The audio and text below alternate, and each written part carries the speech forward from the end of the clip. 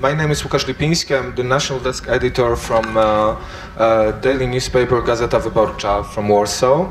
It is a great honor for me to moderate this panel and have these distinguished guests on the panel and, of course, in the room. The subject of our panel is breaking the logjam. So we will be talking about what's happening recently in Belarus, and this is a lot of things that happened recently. Let me start with the words of Władimir said in the Minsk court during the penal case against him. He said, "Independence of Belarus is most endangered since it was declared. I don't care about the result of this case concerning me personally. Much more I care for what will happen to Belarus in 1 or 2 years." And this is the thing we'll try to consider during this panel.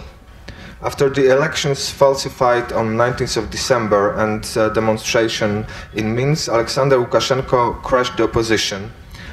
He jailed 7 of his 10 candidates. 3 of them got sentences of jail.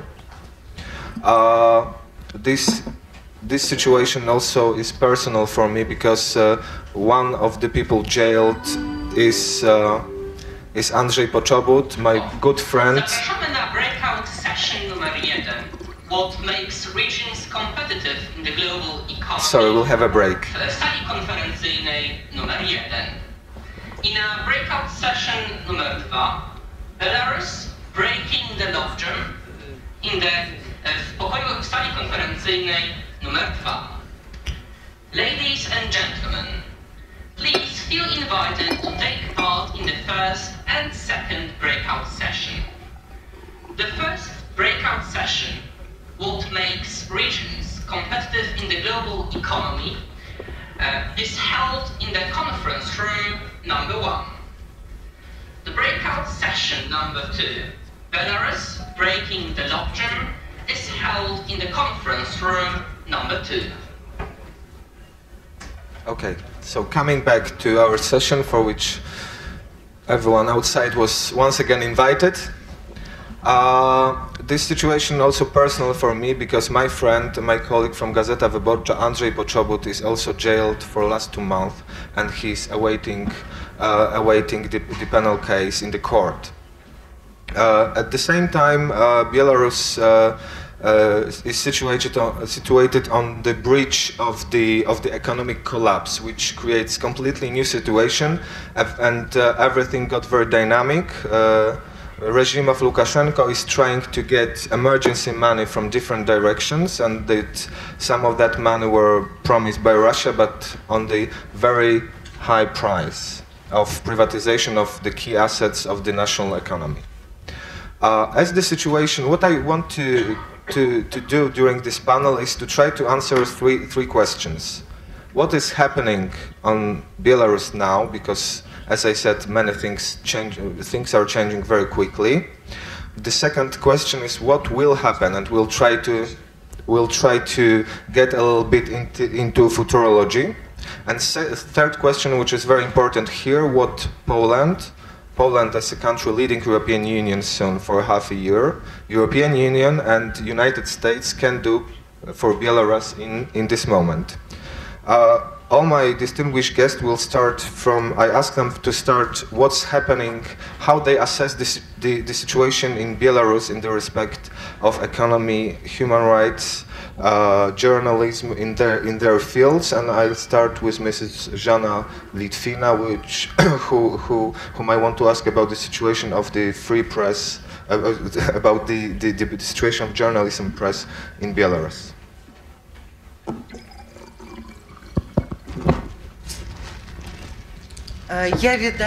По-перше, добрый день. Я хочу подякувати за ваш... Please, hello, and I'd like to thank you very much for your interest in the subject of Belarus and the fact that you've come here to take part in the session. In reply to my question, I'd like to give you an answer from my own angle. In the first place, I'd like to highlight what the Belarusian Association of Journalists is actually taken note of. This is a new need. It's a need for uncensored information. This is the first time actually that we've noted. Certainly, this interest and the requirement, the demand for uncensored information is really related to the somehow shock optimization of the economy. People are amazed with what is going on in the country, and there is a split. The society on one side, on the other side, the power. Quite carefully, we start talking about discrediting, large discrediting of political opponents, and the fact that power is actually against the society, the authorities against the society. But the fact that it's the first time in my life I've heard the accusations from the country's leader that this is you who create increased demand for sugar, it's you who are buying currency, it's you who are causing the problems, you, the society. And the authorities are but left with revenge. And that's what happens to the media. What happens is what is currently experienced by the journalists in Belarus. What will happen to Andrei Pochobut, who is simply waiting for his trial. He's also a member of our association, and we also may experience the closing of two titles, two newspapers, Narodная Wola and Niva. And this is the vindictive action from the authority. The authorities want to close access, cut the society off the free flow of information.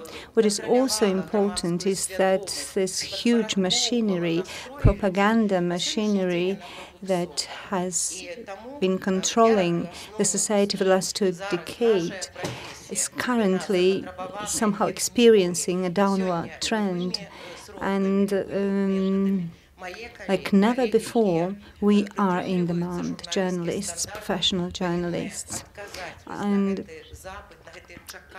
my colleagues who conform to the standards of professional journalism, they should remember. I might ask one more question about situation of situation of media in Belarus. What is the role of the new media, internet, Facebook, Twitter? Facebook and Twitter? What's the possibility of mobilizing civil society during these types of media?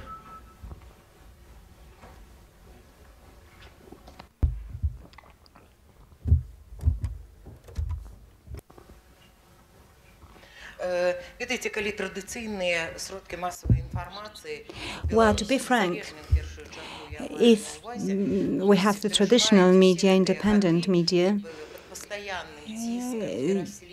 the independent media have survived. They survived the difficult times under pressure and experiencing discrimination, economic discrimination. It's very difficult to be competitive, to get the edge over the huge propaganda.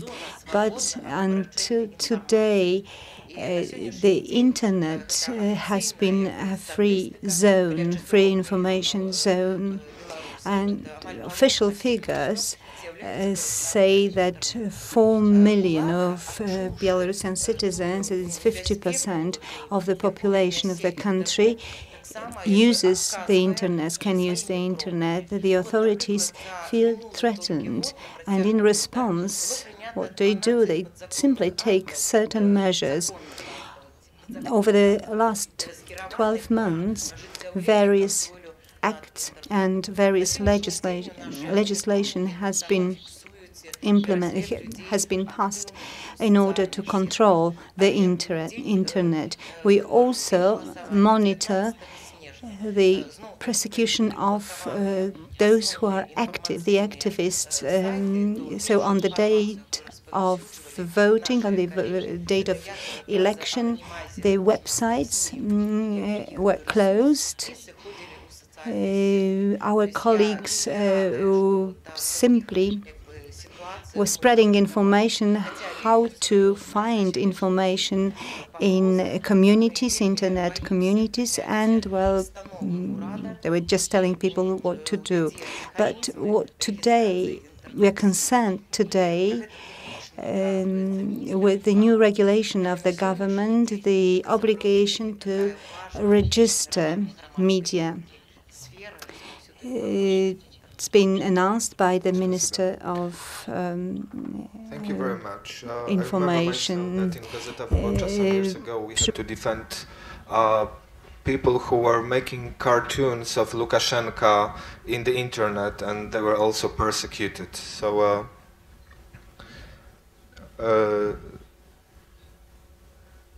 now we'll turn to the situation of civil society and human rights, and I would invite to answer the question Mr. Byalyatski. How do you assess the situation when we have journalists, politicians, human rights people jailed? There are rumors about possible trade-off of letting out the political prisoners in trade to some favors from the West. What's your assessment of this situation?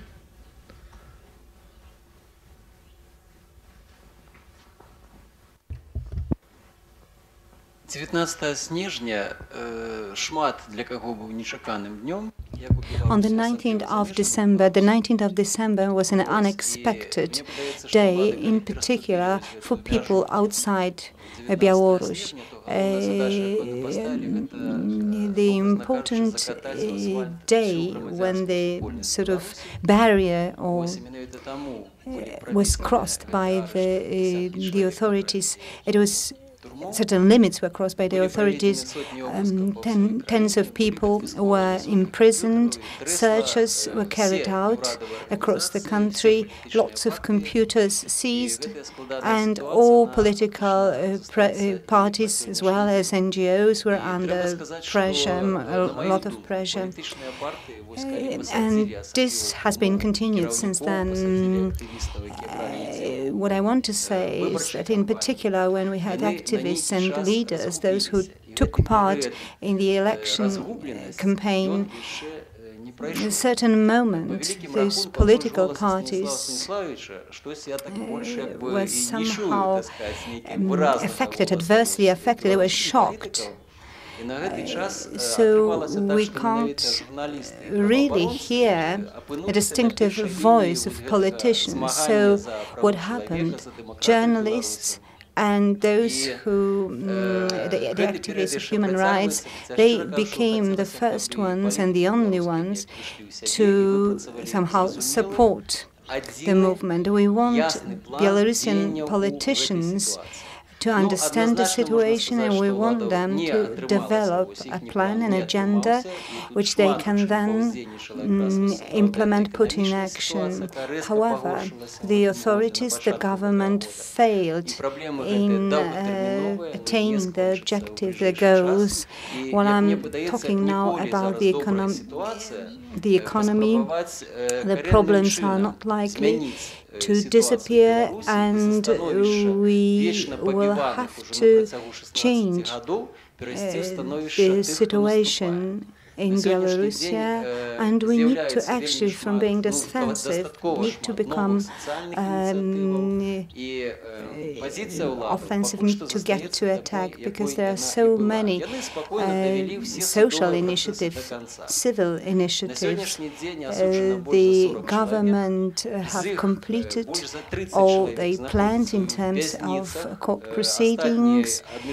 40 people are still in jail, 30 people have been convicted, lots of people got the civil rights, were deprived of certain civil rights, they can't leave the country.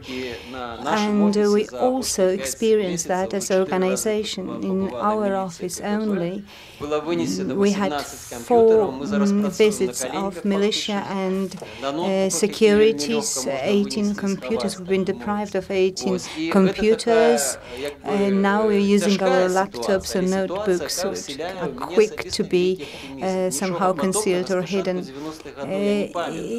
But on the other side, I feel very optimistic. I can't remember anything like that since 1980s. Now everything depends on the civil society, on the democratic parties in Belarus.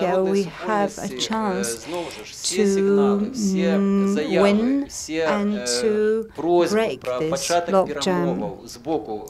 So far, all the signals, all the requests to start negotiations from certain institutions, international institutions, European Union, the Human Rights Council, and all the organizations. They simply, all they see is the wall built around Belarus, because the government wants no negotiations, wants no talks. I believe that these political steps from the different institutions and also certain sanctions from European Union, there are too few and have too little an impact. And we need to change the situation. Questions in this speech of Byalyatski, we said some questions concerning democratic opposition and politicians in the Belarus. We all asked the question, is democratic opposition in this moment, does it treat it as a challenge or as a chance? Do we have, was the democratic opposition crushed by the government? Can it stand up again? Can it unite? And can it take the leadership of this country? And with these questions, I will go to Mr. Alyaksandr Milinkevich.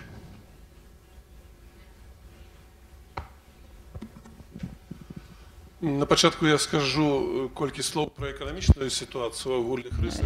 Well, I'll start with outlining the economic picture in Belarus. Belarus has been facing huge crisis. Most of politicians can see that's the end of Lukashenko.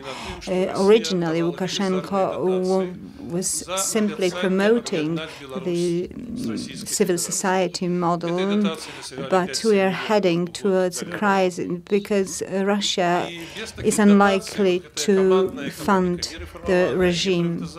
$5-7 billion was donated to Lukashenko, and since the economy has not been transformed or restructured, so there we are in the crisis, in a slump. Russia cut off the funds. Maybe we can count on, the Lukashenko can count on some credit line. We need $1 billion per annum in order to be able to do anything in terms of economy, and Russia is not to give the money, and that's why we need reforms. We can see that Lukashenko's government has taken certain steps, but they are not steps towards change or transformation. The whole economy is subject to the moods and whims of one individual. So the economy is subject to whims of Lukashenko. Ruble has fallen down 60% against dollar, US dollar. So this simply reflects the gravity of the situation. The society is really disappointed with the power. Lukashenko originally wanted to be seen, or was working on his image as Santa Claus. He would go to Moscow and brought cheap gas and electricity, and the society believed that Lukashenko is a panacea for everything. Lukashenko provides a mean standard of living, which is better than the mean standard of living in Russia, but his condition was, dear citizens, stay away from politics. And this contract with the society failed.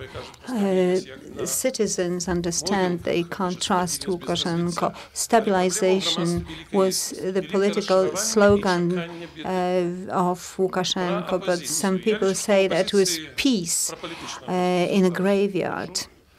A piece of the graveyard, and that's why the crisis. And the next point would be political opposition. The political opposition is in crisis, both in terms of structure and ideology. In 2001, we had only one candidate from opposition, and in 2006, again, one. Last elections, we couldn't agree on a candidate, and I feel responsible for that. 9 candidates for the opposition were too many, because in an authoritarian system you need to encourage the citizens, and the citizens will come together if they have one clear candidate. Will the opposition be able to turn the challenge into a real opportunity? I think it is an opportunity. From the right to left, the opposition should develop one strategy, and this strategy should comprise 3 priorities, and the opposition should prove that it will be able to maintain and implement its agenda. The leaders of the opposition have already met, and they are trying to work together. And I believe that the civil society in Belarus looks much better. Journalists have very much credit to the journalists, and there is a chance that we will see changes for better. And I will turn to a member of European Parliament, Jacek Protasiewicz, on his view of this situation now in Belarus, viewed from Warsaw and from Brussels. Yes, thank you very much, and good afternoon, everybody. But let me say something like that, maybe as an introductory remark. As far as we are discussing human rights, free media, and civic freedoms in Belarus, we may agree. I mean, we may repeat all arguments we know, because that is true, and no doubt that in those areas, situation in Belarus is the worst in Europe. And that's nothing else.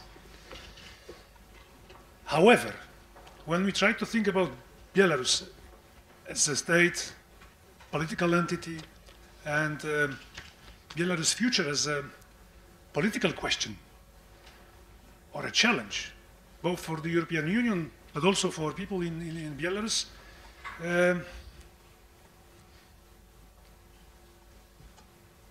let me be more, maybe even provocative now. But as far as I understand, such forums are not to repeat the same arguments, but just to challenge reality. And maybe one more remark, that all those who are involved in Belarusian issues, I think are more or less know me as a quite or really strong supporter of the democratic opposition, and one of those European members of the European Parliament, and European politician, if you prefer to name it like that, who was who had been for many years one of those who were most opposed to have engagement policy with Belarusian authorities. But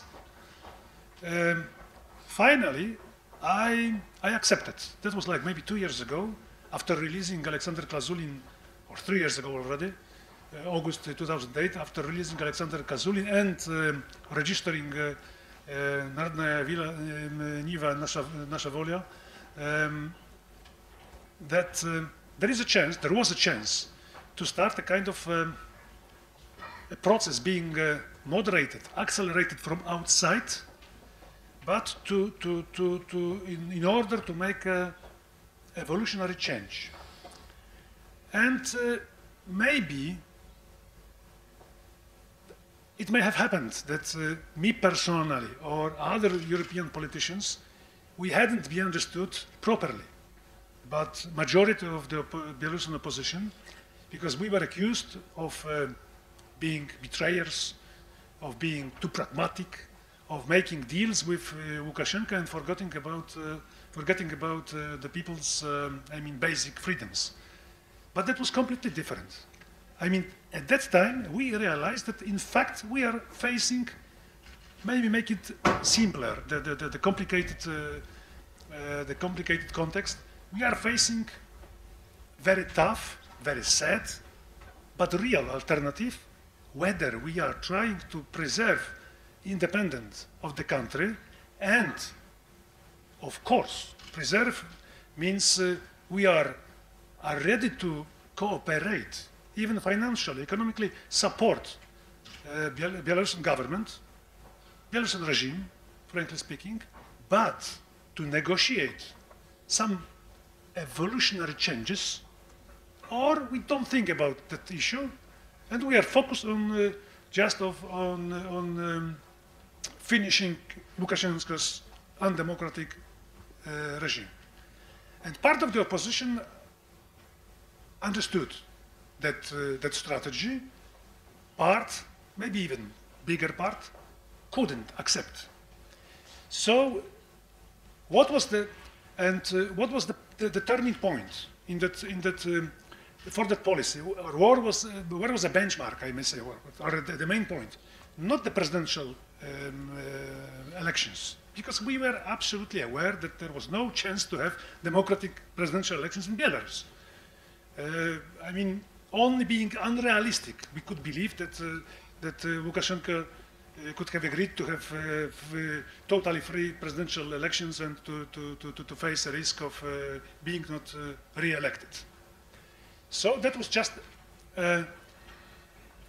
important momentum, but not the most important momentum on our way to the real challenge and the real, the real checkpoint of that policy, parliamentary elections next year. Even having in mind that parliament in Belarus is, I may say, powerless or not important, but to have a more representative, more democratic parliament.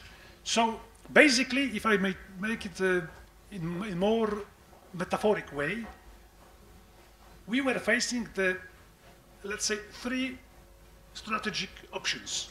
Either to make a change like it used to be done in Poland in the end of the 80s, or having a hope that we could have achieved, let's say, a Tunisian, Egyptian way of changing the system, or the third option, more like Syrian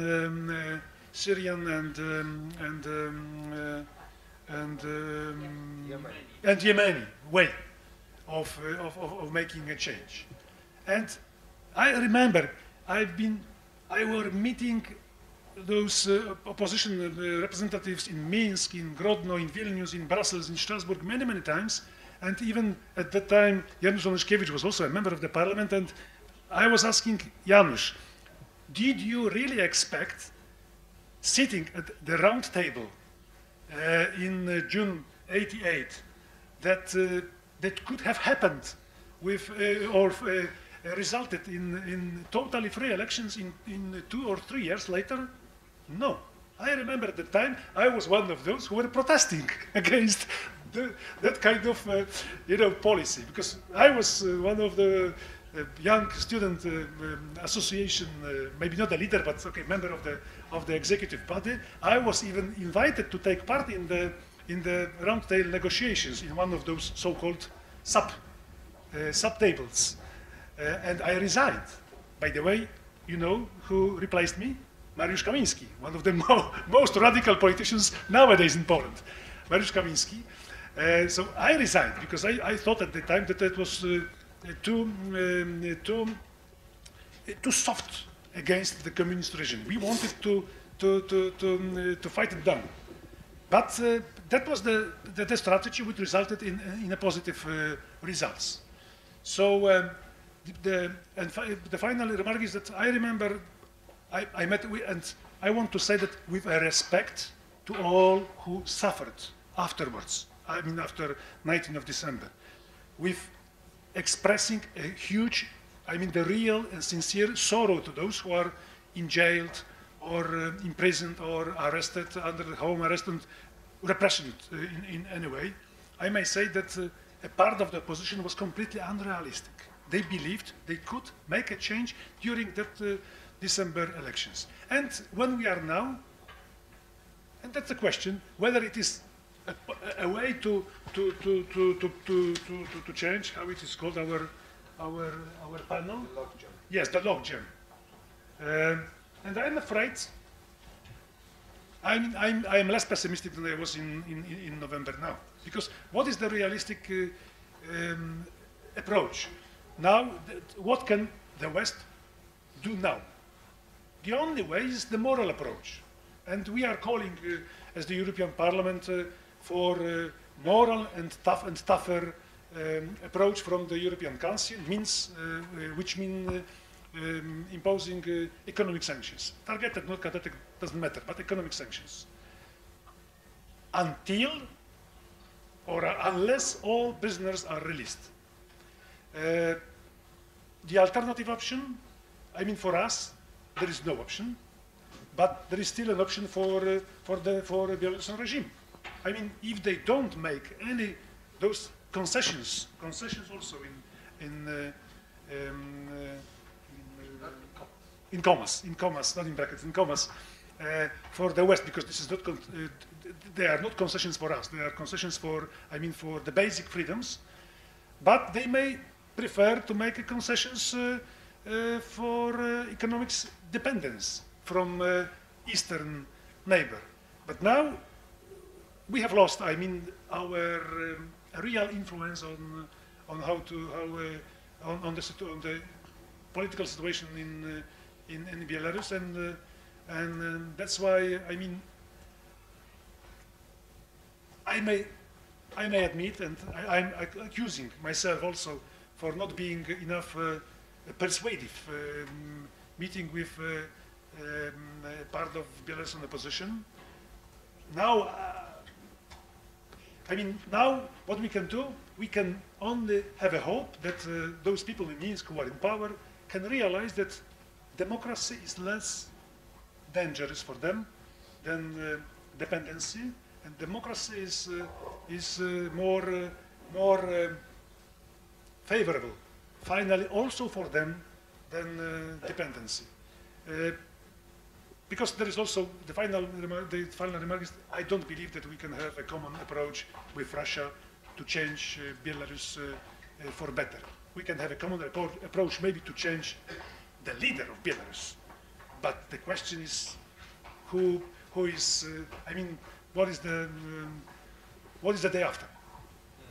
This is a very interesting question. What is the day after, and what will happen? And I will ask our Belarusian guests and also my Polish guests to talk a little bit about scenarios for Belarus.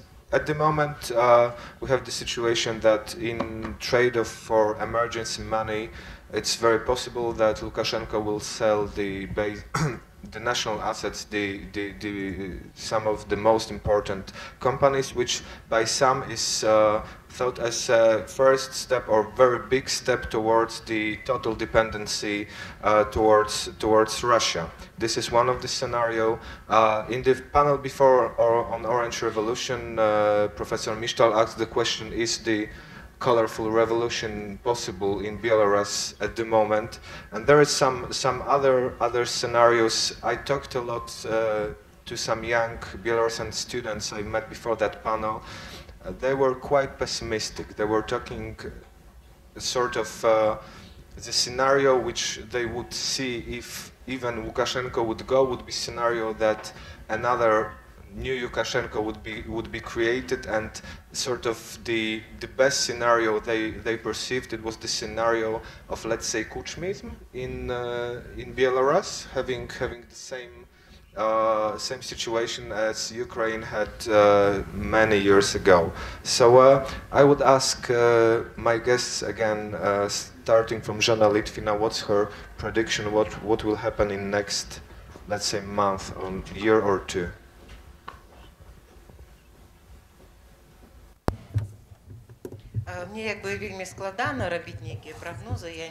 It's very difficult for me to make any forecast. I'm not a professional politician, but even though I want to express my opinion, because I think that perhaps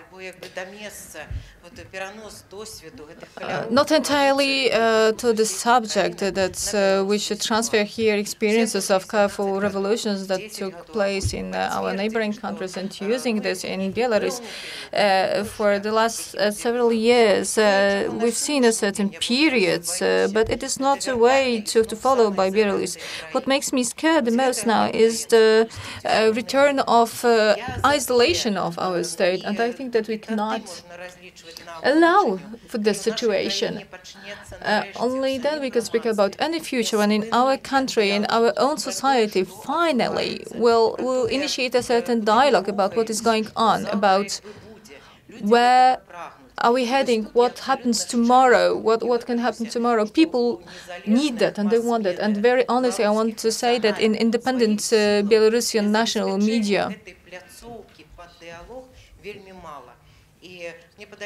Belarusian media have very few of their own resources that are able to organize this. That's why I wanted to ask my colleagues from abroad to pay more attention, to provide us with their attention as regards the situation of Belarus. And when finally we'll manage to initiate this dialogue in Belarusian society, maybe this image that is slightly worn out, this consolidation, what is still missing in our society, will manage to implement it through the dialogue.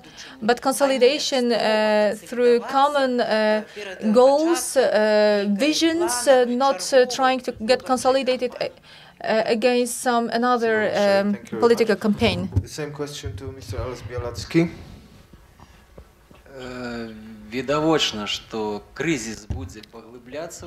Of course, the crisis will become even harder in the upcoming months, and economic crisis will relate to political crisis. Of course, the level of opposition, political opposition, will also deepen.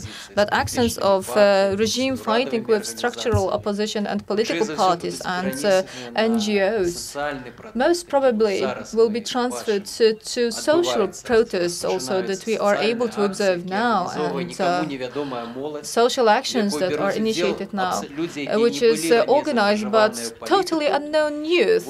In these actions, people are involved who have never been involved beforehand, and I think that these actions will spread even more. So people with very little political experience, people with more experience have a chance to direct this social dissatisfaction.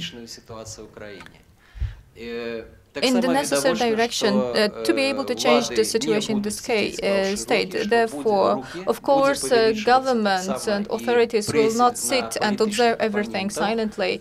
The pressure shall increase against the political opponents. Unfortunately, my focus is that we await some new political cases, new court cases, proceedings, and the question emerges whether advocates of civilian rights in Belarus are ready for that. Is European and international and Polish community ready for that? What would happen if another 50 people are imprisoned? Will they again limit, when they again limit possibilities to go abroad for officers, or maybe some means will be discovered to influence the situation? Thank you very much. There was many questions, obviously, also towards Mr. Protasiewicz, but first I will ask Mr. Milinkevich to answer. You said that just that the situation is very unclear, but what's your suggestion? What would happen in next month? Я буду спиняться на некалькіх накірунках. Перше, улада. Що може робити улада? Росія пропонує уратаванне ад кризиса гэта маленькія крэдыты рознымі шляхамі узамен на прыватызацыю. Она вызначила 30 прадпрыемстваў, гэта газа, нафтаправоды, гэта вялікія прадпрыемствы, якія працуюць з прыбыткам. Privatization for entities working in the energy and chemistry sector. But Russia will try to make Belarus even more dependent on Russia, and when the situation is very bad, I hope that will expand economically further. I think that Russia does not care now about political dependence. I think that now Russia wants to dominate in terms of economy of Belarus. What Lukashenko can do with the West? Lukashenko has already sent some signals towards West. Yes, I can release political prisoners. I can become more democratic, but the West 100% cannot believe Lukashenko, although they've tried to believe before. Yes, he can release political prisoners, just like he did with Kazulin, but without any specific steps.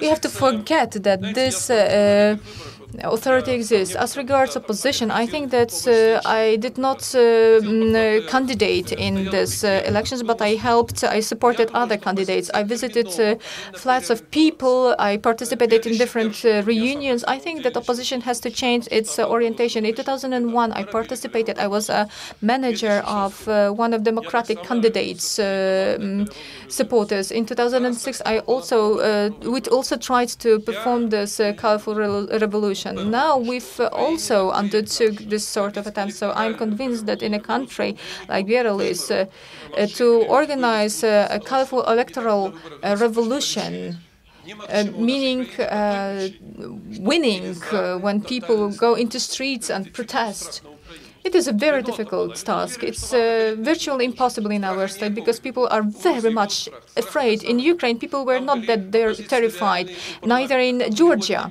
But this real opposition was found in parliament. We had free media, whereas we live in a country with a very authoritarian, sharp regime. There were several thousand people who decided to go out to the streets. We have to win in the mentality of people. This is the case of last elections. We participated in reunions. We claimed that we have to change dictatorship, that Lukashenko is a dictator, he suffocates freedom.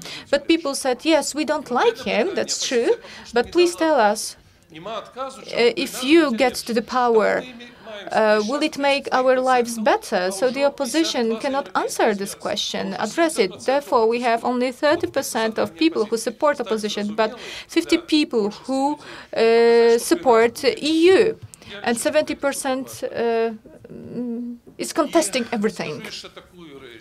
And now I want to say one more thing.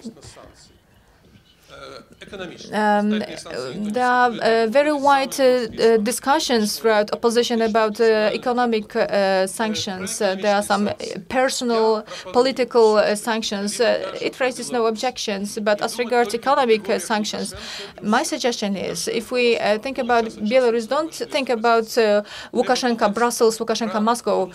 From time to time, we also have to take into consideration the Belarusian nation, social popular opinion, what people think. This is what we have to pay attention to, because if now we will only keep discussing how to chase Lukashenko away, yes, okay, but what happens in the future? We'll hold elections.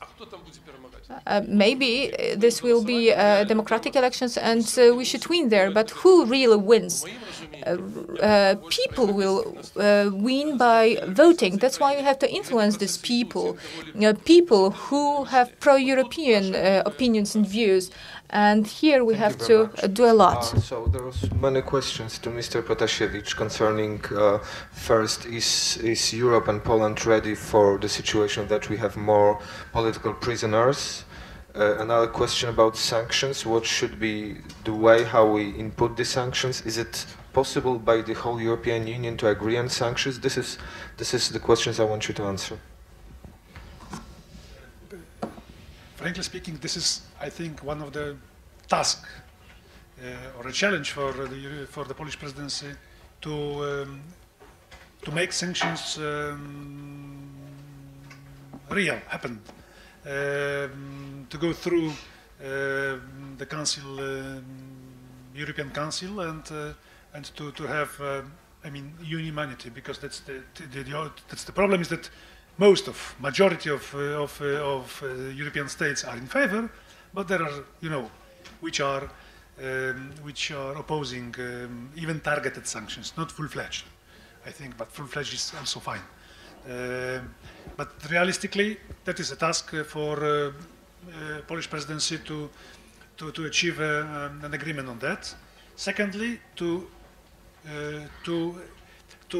sustain, not only sustain, to increase financial support, not only moral and political, but financial support for the different opposition movements or civil society organizations, and still to keep diplomatic contacts with, not with Lukashenko himself, because it's impossible, but with people in the Belarusian government, thinking about what is then the day after, because I do believe that for Lukashenko, the time is over. I mean, sooner than later, he's finished. And the question is, I mean, who and in which way will lead that country? And unless we have relations with people on middle or lower, higher level, but not the president only and his people, we will not have any real information what they really think about those two strategic options: to have freedom and more democracy and close relations with Western, or to have another type of Lukashenko or Russian style of government. Thank you very much. Now we'll turn with questions to the audience. There you go, and over there the second person, and then Mr. Onyszkiewicz. Thank you first to the panel for very intriguing introductions. My name is Geir Frickem with the Norwegian Institute of International Affairs. I would like to elaborate a bit on the logjam, a metaphor. As you know, a logjam occurs when one of the logs that travel down the river gets stuck and it stops all the other logs. So you have a jam. So I would just challenge the panel to identify what is that log. What kind of log is it, and how can you possibly remove that log? I know it's a very difficult question. A second option is the preparedness for what happens beyond. There has been a lot of talk about economic issues, issues of national identity and so forth. But what about the legal issues? What about the legal system? Contradictions between decrees, national laws and whatnot. Is it possible to have a certain preparedness on that area as well? Thank you. We will collect 3 or 4 questions and then answer them in one turn. I am as well a member of the European Parliament, and I'd like to address this question of sanctions. I believe that indeed we have a tremendous opportunity with the Polish presidency, and I hope the Polish presidency will take the necessary initiatives, and it will be backed by us, namely in the Parliament, and outside the Parliament, making pressure in those governments who are of the EU who are obstructing the sanctions, you know, bringing this debate into their public opinions and exposing them to the name and shame of their public opinions, because obviously we should have learned, they should have learned from what is happening now in the southern neighborhood, that there is no point in supporting dictators. And indeed it is contradicting European values. On what values and interests. I think putting it from the point of view of interests is very important as well. And I think we should have indeed look at targeted sanctions, because fully fledged sanctions is much more difficult not just to adopt, but actually to implement. And if we adopt it without implement it, we are actually shooting ourselves in the foot. So it's about what is more easy to indeed lead into practice, and that will indeed hit the bad guys, the Lukashenko and his clique. I think this is the question. So my question to my colleague Jacek is, who are the countries who have been opposing, and what can we do to actually work out immediately with their public opinions? Thank you. Very good question. Thank you. And Mr. Onyszkiewicz? Well, I will begin with sanctions. I think I was for sanctions some time ago, but I think that now it is a blessing that we did not actually impose sanctions. Because now the whole economic problems could not be blamed, could not be sort of somehow blamed on sanctions. On sanctions, exactly. And this is why Lukashenko is really in trouble. I think the sanctions could be considered if sanctions are sort of well directed, but for very obscure reason. Because if we as European Union would impose sanctions, for example, like banning the import of oil products from Belarus, or chemical industry products, then we reduce the attractiveness of these enterprises in Belarus for Russian investments. Because, well, basically, you know, these factories are bringing profits because they are selling their products to the European Union. So that's the only reason. But I think that this is still a question. Shouldn't we wait a bit longer with sanctions to just expose the economic inefficiency of the system and the weakness of Lukashenko? Because I do believe that what really will be the sort of starting point of the political change in political atmosphere is not only the issue which was mentioned by Mr. Milinkevich, this kind of a constatation that there is a break in this deal with the society. I will allow you to leave and you will allow me to run the country. But I think what would be important is somehow gradually people will begin to think that this system, Lukashenkism, is not eternal. You know, that something probably will change or something will have to be changed. And, you know, I would like to refer to my personal experience, which I shared with some people around you, but I think it is worth reporting, it's worth saying once again. It was in '83 when I was arrested and I was waiting to be sent to prison. I was handcuffed, waiting at the police station, and the secret police officer who actually arrested me and was sitting next to me asked me, "Mr. Onyszkiewicz, could you tell me frankly, what will you do with us?" Well, so, you know, this is a moment when you begin to realize that the whole system is beginning to crumble.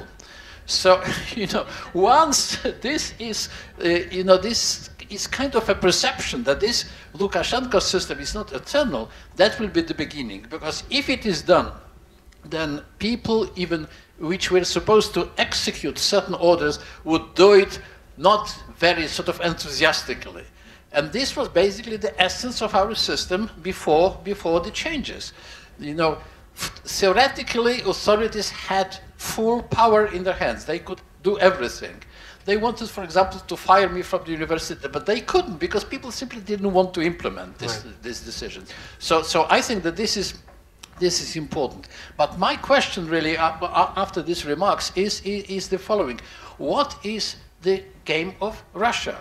Because what I am afraid of is that Russia may go not to recreate a situation with Kuchma, but with recreate a situation with Gierek in Poland.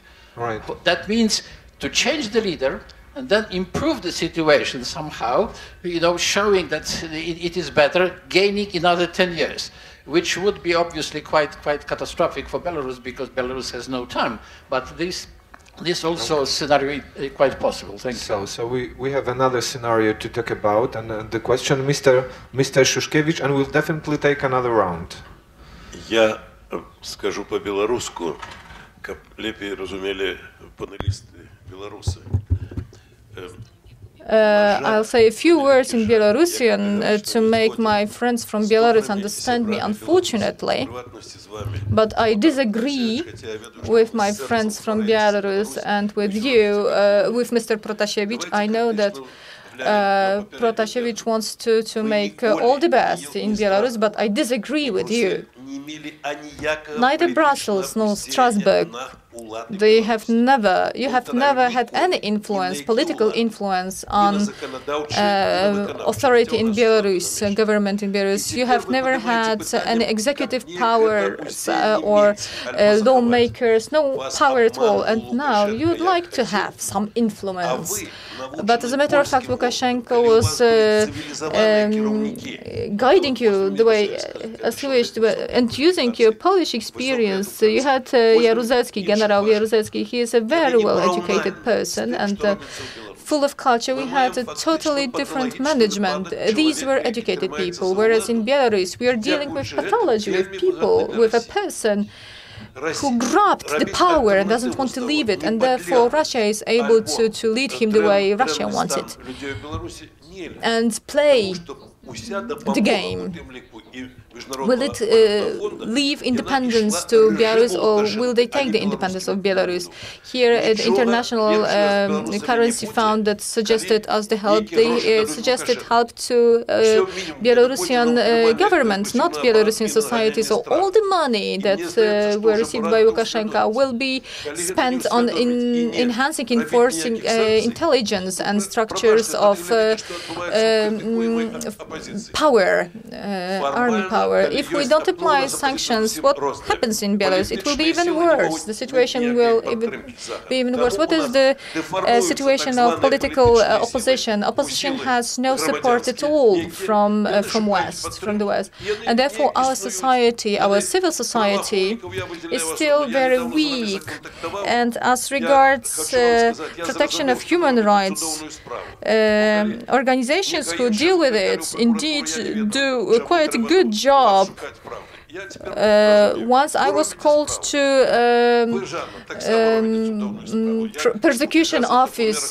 Once I did not understood what this human protection rights are about and these institutions are about. Now I understand Zhanna's job very well, who is the president of Belarusian Association of Journalists. In our country we have a church. We have Kirill, who represents our church in Russia, and he cooperates with church in Poland. In Belarus, church and Protestant church cooperate, and the situation in Belarus is totally different.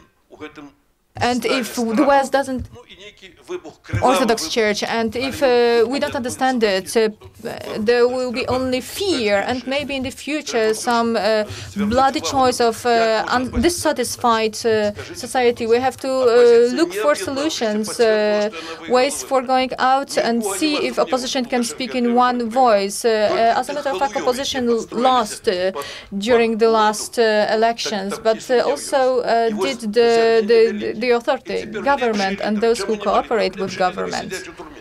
Why we don't have leaders? Because leaders are put in jail, are imprisoned, therefore we have no leaders.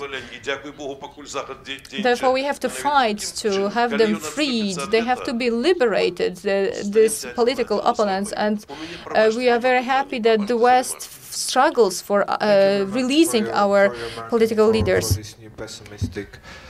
Scenario. Now we'll turn to the panel with the answer to questions, and now we'll make it another way around and start with Mr. Protasiewicz. I think the biggest number of questions were addressed to you, so we'll start from you. Because I was very provocative, no, but also sincere. I mean, targeted versus full-fledged. I do agree, targeted are better. I mean, at least as a starting point, but full-fledged as an option to be used is also shouldn't be excluded at the very beginning of the debate. However, this is what I can observe, that if the Council is really seriously discussing sanctions, I mean, Minsk is making a lot of effort to avoid such sanctions, because it will, of course, it will directly influence its credibility, its position among Belarusian people. Because, just one remark, I remember when I met with Vladimir Nikolaev 2 weeks ago, I think that was in Brussels, and he told me after, I mean, reaching the end of the campaign, electoral campaign, he said, I have met a lot of simple people in my country. I was visiting a lot of villages, and I was asking, look, people, I mean, our freedom is in danger. And they said, what are you saying about freedom? I mean, I can walk on streets, I can drink a beer, and I can get back home. I mean, no one is arresting me. What are you talking about? So now that it's true that the real, I mean, language that can allow Belarusian people to understand that something is wrong is economy. But the problem is that, okay, the Belarusian democracy is quite effective and is able to influence on, at least as far as I know, maybe I'm wrong, maybe this is not only 4 countries, maybe one of those countries which I'm going to mention because I think we should mention them publicly. Maybe I'm accusing without having serious arguments, but they are Italy, Latvia, I'm sorry, Latvia, Lithuania, and Cyprus. I don't know for what reason, but you know, perhaps there is a reason why. Cyprus is also on the side of no sanctions policy. And then the most... Maybe we should look into the list of investors on Cyprus, you know. Yeah, this is the, you know, the bank accounts, perhaps. And the last point, I mean, made by Mr. Szuszkiewicz, with whom we've spent a lot of time discussing before and afterwards the situation and its consequences. I'm afraid that I'm afraid that you also having agreed with you that I mean, Lukashenko is not even like Jaruzelski, but Jaruzelski was also a choice, better choice for Moscow at the time, as a man instead of Kania, not Gierek, but Kania, who was able to really implement the policy of confrontation, which was designed in Moscow. But finally, he was, and still, he had the blood of his hands, and he was unable to do anything unless the Moscow principle changed from Andropov or Chernenko, I don't remember who was the last one, to Gorbachev, and that was the green light to make a change, to make a kind of experience with democratization, so-called, not democracy, but democratization. But in this case, I do agree with you that it's very, very even hard to imagine that we can have a real, sincere deal with Lukashenko. But the question is, what is an alternative for him? If not the economic deepening of the economic crisis and risking the internal troubles, like in Egypt or Tunisia, bigger dependency from Moscow. And this is the final point. I think that in Moscow he has a very bad record already, even worse than in Brussels or in London. We should have finished around past, but as we started 10 minutes later, I think we can take a risk and make this session longer, 10 minutes. So we'll have more answers and one more set of questions. To Mr. Milinkevich now. Would you like to answer to some of the questions? Вельми коротко откажу на питання колеги з Норвегії. Now let me answer the question as far as the reform is concerned. We need them to reform the constitution, plus the election voting regulations. We have a lot of work ahead of us, and taking this opportunity of being able to talk to you, I'd like to say a few words about the economic sanctions. For Lukashenko, will the economy sanctions stop Lukashenko? No. Well, it's true that the Lukashenko may hand the power over to democratic circles.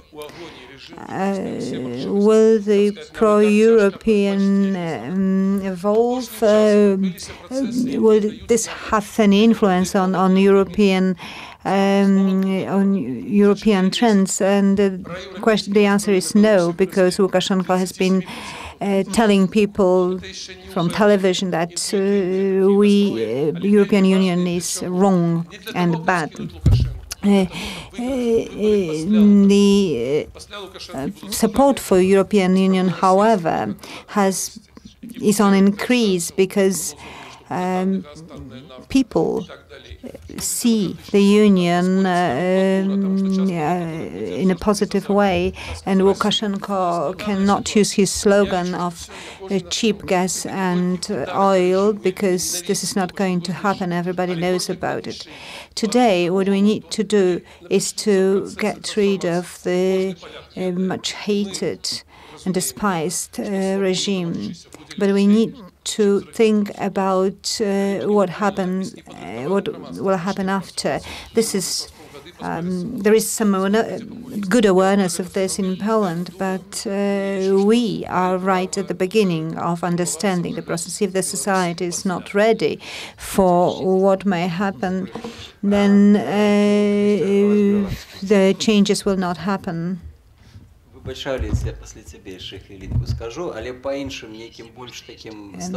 Perhaps a couple of words after you, Alice. We are talking about sanctions, and this is very important. What else can we expect from European Union? For the last 5 years, we've been expecting the visa problem to be resolved. If we want to increase the pro-European support, let's impose sanctions on those companies that feed Lukashenko's family. Please impose certain sanctions on those who actually support and provide for Lukashenko's family. We've been talking about it for 5 years, and nothing has been achieved. I hope that during the Polish presidency something will be changed in this area. What we need is a clear EU policy towards Belarus. We want, at least in long term, the European Union to see Belarus next to European Union, if not in the European Union. But we can't see any signals in support of Belarus.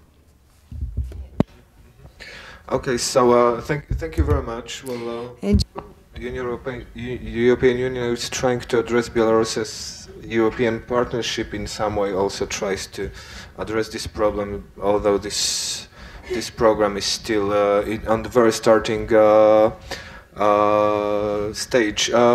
Do we have any more questions from the from the audience, from the room?